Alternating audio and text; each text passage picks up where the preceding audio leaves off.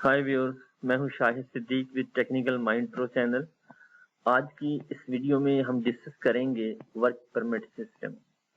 इसमें हम ब्रीफली देखेंगे कि वर्क परमिट होता क्या है, उसकी बेसिक टाइप कौन कौन सी है, उसकी वैलिडिटी के हवाले से और प्रिकॉशंस जो हमने लेनी होती है, ये सारी चीज़ें हम इस वीडियो में डिस्कस करेंगे।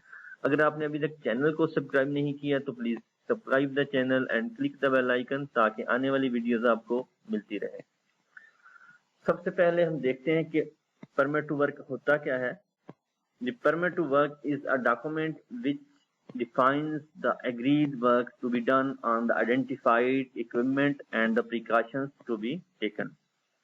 एक ऐसा डॉक्यूमेंटेड प्रूफ जिसमें कोई भी काम करने के हवाले से तमाम तफसीलात लिखी होती हैं कि इसमें काम कौन सा होना है, काम के कौन कौन से हिस्से इसमें शामिल हैं और इस दौरान हमने कौन सी मेजरमेंट, एहतियाती मेजरमेंट लेनी है। ये सारी चीजें परमिट टू वर्क में रिटर्न में मौजूद होती हैं।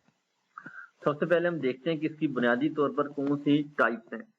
हमारे पास तीन तरह के परमिट टू वर्क होते हैं। नंबर 1 पे है कोल्ड वर्क परमिट, नंबर 2 पे है हॉट वर्क परमिट या नेक्ड फ्लेम, नंबर 3 पे है कन्फाइंड स्पेस एंट्री परमिट। ये जिस कलर में वर्डिंग लिखी हुई है, जैसे कोल्ड वर्क परमिट नॉर्मली तौर पर इसका जो पेज कलर होता है वो ब्लू होता है, हॉट वर्क परमिट के लिए येलो पेज नॉर्मली तौर पर होता है, इसी तरह कन्फाइंड स्पेस के लिए मोस्ट कॉमनली रेड कलर इस्तेमाल होता है। आइए हम देखते हैं कि इनमें कौन कौन से वर्क परमिट होते हैं।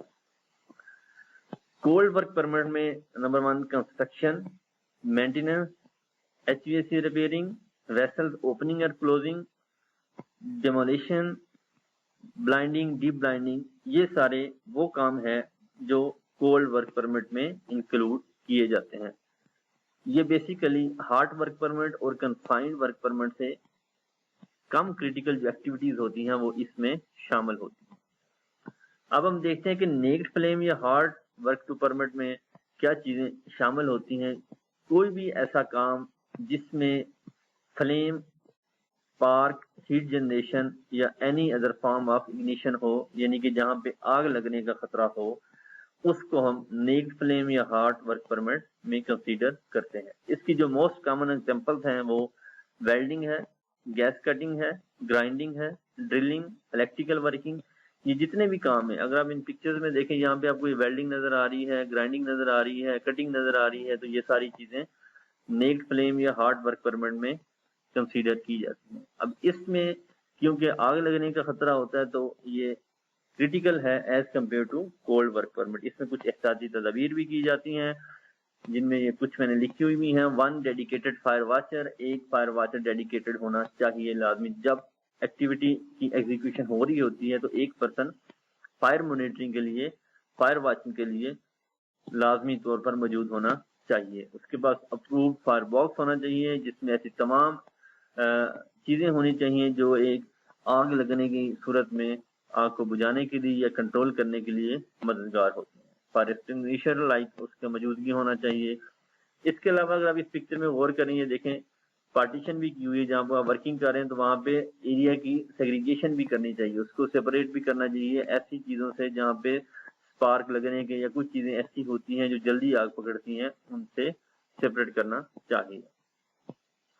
इसके बाद बात करते हैं कन्फाइंड स्पेस की। कोई भी ऐसी जगह जहां पर जाने या आने का रास्ता जो है वो तंग हो, वहां से आसानी से निकला ना जा सकता हो, या वहां पे टॉक्सिक गैसेस जिनमें ऑक्सीजन, कार्बन मोनोऑक्साइड या हाइड्रोजन सल्फाइड इनकी मौजूदगी हो सकती हो, वो जगह हमारे पास क्या होती है, कन्फाइंड स्पेस कंसीडर की जाती है। वर्क परमिट्स में सबसे ज्यादा जो मोस्ट क्रिटिकल है वो कन्फाइंड स्पेस को समझा जाता है।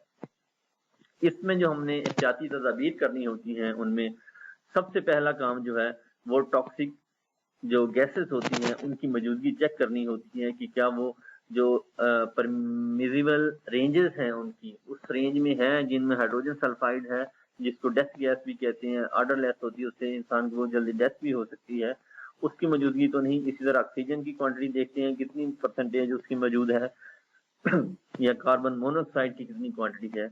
इसके अलावा इलेक्ट्रिकल हैजर्ड्स चेक किए जाते हैं, मेक श्योर किया जाता है जो पर्सन जा रहा है उसके पास کعبہ ہو, آکسیجن کا سلنڈر ہو, تاکہ ان کیس آف اینی ایمرجنسی وہ یوٹیلائز کیا جا سکے. ان کیس آف اینی ایمرجنسی کے لیے ایک پرسن کی موجودگی ہونا لازمی ہے, اور اس پرسن کی ٹریننگ ہونا بھی لازمی ہے کہ اگر کوئی ایمرجنسی ہوتی ہے تو اس کیس میں کیسے ریئیکشن کرنا ہے, کیسے اسسٹ کرنا ہے جو پرسن کنفائنڈ اسپیس میں کیا ہوا ہے. یہ چند ایک بیسک پریکاشنز ہیں جو کہ کنفائنڈ اسپیس ورک پرمٹ میں لی جاتی ہیں. اس کے بعد ہم بات کر لیتے ہیں کہ اتھارٹی جو ہوتی ہے ایشوئنگ, دو طرح کی اتھارٹیز ہوتی ہیں ورک پرمٹ میں, ایک ایشوئنگ اتھارٹی, ایک ریسیونگ اتھارٹی. جو ایشوئنگ اتھارٹی ہوتی ہے وہ لوگ یا وہ ڈپارٹمنٹ جنہوں نے کام کروانا ہوتا ہے وہ بتاتے ہیں کہ اس میں کام کی ڈیٹیل کیا ہے. اسی طرح ایک ریسیونگ اتھارٹی ہوتی ہے. ریسیونگ اتھارٹی سے مراد the group responsible for execution of the agreed work. وہ ڈپارٹمنٹ یا وہ پرسن جس نے کام کی ایگزیکیوشن کرنی ہو وہ کیا ہوتی ہے, ورک پرمٹ کی ریسیونگ اتھارٹی ہوتی ہے.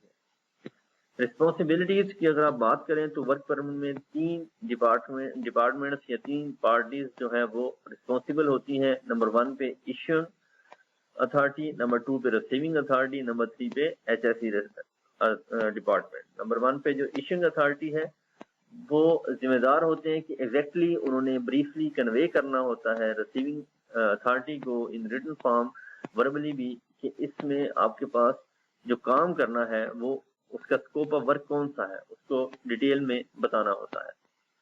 ساتھ ساتھ جو ریسیونگ اتھارٹی ہوتی ہے انہوں نے اس کام سے ریلیٹڈ جتنے بھی انہیرنٹ ہیزرڈس ہوتے ہیں اس حوالے سے ایشوئنگ اتھارٹی کو ایکسپلین کرنا ہوتا ہے کہ یہ والے ہیزرڈ مائٹ بی پاسبل, اور اس حساب سے انہوں نے احتیاطی تدابیر بھی کرنی ہوتی ہے during the execution of the activity. Last one but not the least, HSE department جو کہ رسپانسبل ہوتا ہے ایک قسم کا آڈٹ کرتے ہیں وہ تمام ورک پرمٹس کا کہ آئیدر ایشوئنگ اتھارٹی اور ریسیونگ اتھارٹی تمام رولز اینڈ ریگولیشن کو فالو کر رہے ہیں, تمام پریکاشنری میجرمنٹس لے رہے ہیں. ایون جو HSE ڈپارٹمنٹ ہے وہ ورک پرمٹ کو کسی بھی ٹائم سسپینڈ کر سکتا ہے in case of violation of the rules. اس کے ساتھ ساتھ HSE ڈپارٹمنٹ رسپانسبل ہوتا ہے to perform test of toxic gas check, جس میں آکسیجن, ہائیڈروجن سلفائڈ اور کاربن مونوکسائڈ شامل ہے. لاسٹ پہ ہم بات کر لیتے ہیں ویلیڈیٹی کے حوالے سے کہ کسی بھی ورک پرمٹ کی ویلیڈیٹی کیا ہوتی ہے. نمبر 1, جب بھی کوئی ایشوئنگ اتھارٹی ورک پرمٹ بناتی ہے تو وہ مینشن کرتی ہے نمبر آف ڈیز میں کہ اتنے دن کے لیے ورک پرمٹ کی اتھارٹی ہے. اگر تو نارملی طور پر جو انہوں نے ٹائم بتا دیا اس کے دوران آپ کا ورک پرمٹ ختم ہونا چاہیے.